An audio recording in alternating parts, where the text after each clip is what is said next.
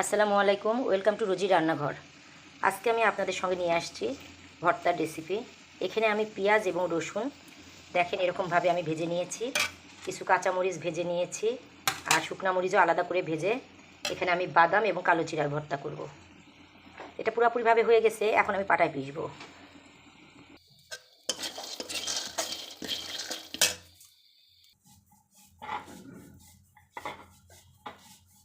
আগে আমি বাদামটা পিষে নিচ্ছি খালাক দিয়ে, তারপরে আমি পেঁয়াজ আর রসুনটা ডলে নেব। এই যে আমাদের সুন্দরী খালা ভীষণ সুন্দর করে ভর্তা করে দিতে পারে। এই যে দেখেন এখানে রসুন, পেঁয়াজ এবং কাঁচামরিচ একসঙ্গে এটা পিষে নেওয়া হচ্ছে, তারপরে বাদামটা এর মধ্যে দিয়ে দিব। এখন আমি কালা জিরাটা খালাকে দিয়ে এটা একটু ডলে নিচ্ছি, তারপরে আমি আবার পেঁয়াজ রসুনটা দিব। আর এই যে বাদাম ভর্তা দেখেন কতটা লোভনীয় হয়েছে। আজকে শুধু ভর্তা দিয়ে আমরা ভাত খাবো।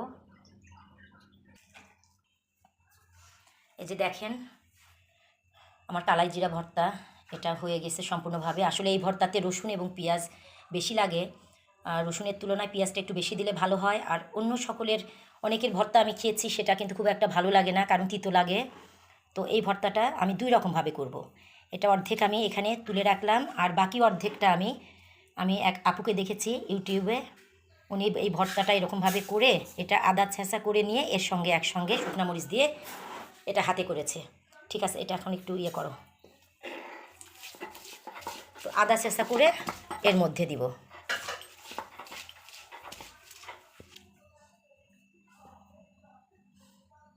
ব্যাস, এখানে সামান্য একটু আমি শুকনা মরিচ হাত দিয়ে এটা মেখে নিয়েছি, আর আদা ছেঁচা করে এখানে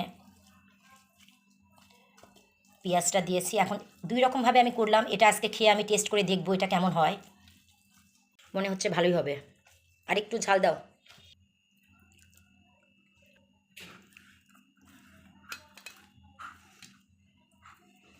এই যে কালা জিরা ভর্তা আমার দুই রকমের হয়ে গেল। এখন আমি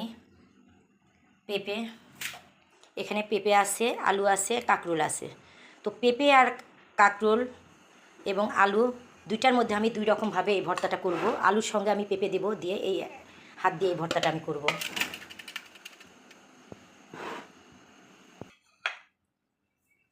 এখানে আমি কাঁচা পেঁয়াজ, একটু সামান্য রসুন কুচি এবং কাঁচামরিচ, শুকনা মরিচ ভেজে এর মধ্যে নিয়েছি। অর্ধেকটা আমি কাঁকরোল ভর্তার মধ্যে দিব, আর অর্ধেক আমি এখানে আলু নিয়েছি 2-3 পিস, আর পেঁপে, কাঁচা পেঁপে, এটা দিয়ে আমি এখন এই ভর্তাটা করব।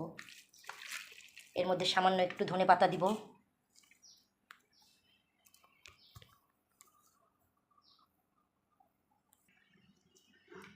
আর এইদিকে কিন্তু পাটার উপর ভাত মেখে খালা খাচ্ছে। এটা আগে আমরা ছোটোবেলাতে এরকমভাবে শিলপাটার উপরে এরকম আম্মা ভর্তা করছে, করে এরকমভাবে পাটায় ভাত মেখে খেয়েছে। এটা কিন্তু এই যে দেখেন এখানে আমার কাঁকরোল ভর্তা, এটা বেগুন ভর্তা, আর এখানে পেঁপে আলু ভর্তা। আজকে পুরোপুরি আমাদের ভর্তা দিয়েই আমরা খাবো, এটাই চিন্তা ভাবনা করছি, ভর্তা পার্টি হবে। এই যে এখানে কালা জিরে ভর্তা এবং বাদাম ভর্তা। তো এভাবে আপনারা এই রেসিপিটি তৈরি করবেন এবং খেয়ে দেখবেন। সবাই ভালো থাকবেন, আল্লাহ হাফেজ।